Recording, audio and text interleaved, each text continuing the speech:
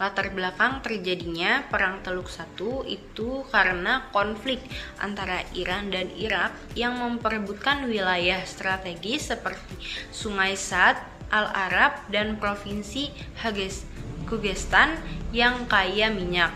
Ketegangan ini diperburuk oleh perbedaan ideologi Irak, khawatir dampak revolusi Islam di Iran menyebar ke negara-negara Arab sehingga memicu konflik berskala besar.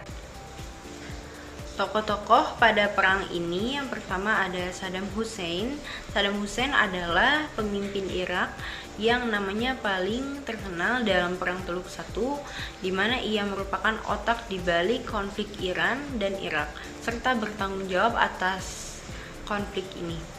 Yang kedua ada Ayatollah Khomeini, merupakan pemimpin spiritual Iran yang memainkan peran penting dalam konflik Perang Teluk I dengan mengeluarkan kebijakan untuk berkonfrontasi dengan Irak. Yang ketiga, George Herbert Walker, itu adalah Presiden Amerika Serikat sekaligus tokoh kunci dalam membentuk koalisi internasional bersama Irak, Kuwait, dan Arab Saudi. Yang keempat ada Jabar al-Ahmad al-Jabar al-Sabah, merupakan pemimpin Kuwait yang mendukung Irak pada Perang Teluk I. Di Perang Teluk I, ia memainkan peran penting dalam mendapatkan dukungan internasional dalam menekan Iran. Yang kelima ada Raja Fahd, merupakan salah satu pemimpin regional yang mendukung koalisi internasional dalam perang ini. Arab Saudi menjadi pangkalan utama bagi pasukan koalisi dan memberikan dukungan finansial untuk operasi militer.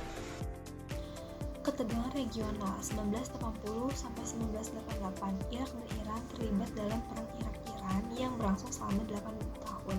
Pasca perang, Irak mengalami kerugian besar dalam hal ekonomi dan infrastruktur.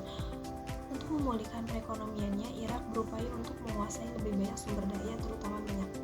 Agustus 1990, Irak di bawah kepemimpinan Saddam Hussein mengklaim bahwa Kuwait telah melakukan pencurian besar-besaran atas minyak di wilayah perbatasan.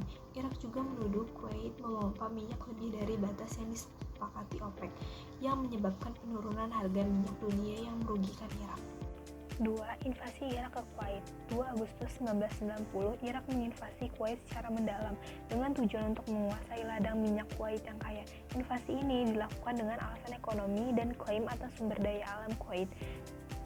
Dan reaksi internasional adalah PBB segera mengutuk invasi ini dan mengeluarkan resolusi yang meminta Irak untuk menarik pasukan dari Kuwait serta memberikan sanksi ekonomi terhadap Irak. Yang ketiga, koalisi pasukan internasional dibentuk. Pada 6 Agustus 1990, Dewan Keamanan PBB mengesahkan resolusi yang memerintahkan sanksi terhadap Irak, termasuk embargo perdagangan, larangan ekspor, dan pemutusan hubungan diplomatik. Pada 7 Agustus 1990, Amerika Serikat dipimpin oleh Presiden George mengerahkan pasukan ke Arab Saudi dalam rangka membentuk koalisi pasukan internasional. Negara-negara Arab ini seperti Arab Saudi dan Mesir bergabung dalam koalisi ini bersama dengan negara-negara barat termasuk Prancis dan Inggris. Pada 14 Januari 1991, setelah berbulan-bulan diplomasi gagal, Dewan Keamanan PBB mengizinkan untuk penggunaan kekuatan militer jika Irak tidak menarik pasukannya dari Kuwait sebelum 15 Januari 1991. Operasi Badai Gurun atau Desert Storm. Pada 17 Januari 1961, setelah tenggat waktu berakhir dan Irak tidak menarik pasukannya dari Kuwait, koalisi internasional melancarkan serangan udara yang sangat masif. Serangan ini dikenal sebagai Operasi Badai Gurun atau Desert Storm. Saat serangan udara, koalisi melancarkan serangan udara besar-besaran terhadap target-target strategis di Irak dan Kuwait, termasuk infrastruktur militer, fasilitas minyak, dan jaringan komunikasi Irak. Ini berlangsung selama 42 hari. Selanjutnya yang kelima, Operasi Badai Gurun Darat pada tanggal 24 Februari 1961. Setelah beberapa minggu serangan udara, koalisi pasukan melancarkan operasi Badai Gurun Darat atau Ground Offensive, dimulai dengan serangan darat oleh pasukan koalisi. Dalam serangan ini, pasukan koalisi dengan cepat merebut kembali wilayah Kuwait dan mendorong pasukan Irak keluar dari negara tersebut. Pada 26 Februari 1991, pasukan koalisi berhasil mencapai perbatasan Irak dan membebaskan Kuwait. Pada hari yang sama, Saddam Hussein mengumumkan penghentian perlawanan dan menarik pasukannya dari Kuwait. Yang keenam, perundingan dan kemenangan koalisi. Pada 28 Februari 1991, koalisi menyatakan kemenangan setelah pasukan Irak mundur dari Kuwait. Perang Teluk secara resmi berakhir, meskipun beberapa pasukan Irak masih melakukan perlawanan sporadis. PBB mengeluarkan resolusi yang mewajibkan Irak untuk menghormati kedaulatan Kuwait dan mematuhi berbagai ketentuan termasuk penghancuran senjata pemusnahan massal yang dimiliki Irak. Pada tahun-tahun berikutnya, Irak terus diawasi oleh PBB untuk memastikan kepatuhan terhadap resolusi-resolusi tersebut. Selanjutnya, pasca perang. Meskipun perang berakhir, ketegangan terus berlangsung di kawasan tersebut. Pasca perang, Saddam Hussein tetap berkuasa di Irak hingga akhirnya digulingkan oleh invasi Amerika Serikat pada 2003. Pada 1992, pasukan Amerika Serikat dan sekutu mulai mengimplementasikan zona larangan terbang di Irak, terutama di wilayah utara dan selatan negara tersebut untuk melindungi kelompok-kelompok pemberontak Kurdi dan Syiah.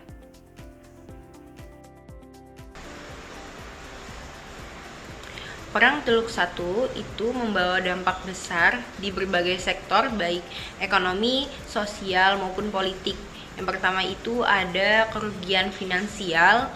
Perang yang berlangsung selama 8 tahun ini menghabiskan biaya yang sangat besar untuk persenjataan dan operasional militer, membawa kedua negara mengalami krisis ekonomi. Kerusakan ladang minyak, banyak infrastruktur minyak hancur akibat serangan terutama di wilayah perbatasan dan Teluk Persia yang merupakan jalur utama distribusi minyak. Terhambatnya perekonomian di Iran dan Irak dengan anggaran negara terkuras untuk perang, pembangunan infrastruktur dan kesejahteraan masyarakat jadi terbengkalai, menyebabkan kemiskinan dan kelaparan meningkat. Selanjutnya, menurunnya produksi minyak. Perang membuat banyak kilang minyak berhenti beroperasi, menyebabkan produksi minyak Iran dan Irak anjlok drastis, yang juga berdampak pada pasar minyak global. Nah, selanjutnya itu banyaknya korban jiwa. Diperkirakan lebih dari 200.000 jiwa tewas akibat pertempuran, baik dari militer maupun warga sipil, menjadikan perang ini salah satu konflik yang paling berdarah di Timur Tengah. Terhambatnya roda pemerintahan, ketidakstabilan politik, dan fokus negara pada perang membuat layanan pemerintah, pendidikan, dan kesehatan terganggu, memperburuk kondisi sosial masyarakat. Perang ini juga berakhir tanpa kemenangan mutlak, hanya membawa penderitaan bagi kedua negara dan meningkatkan ketegangan di Timur Tengah hingga bertahun-tahun setelahnya.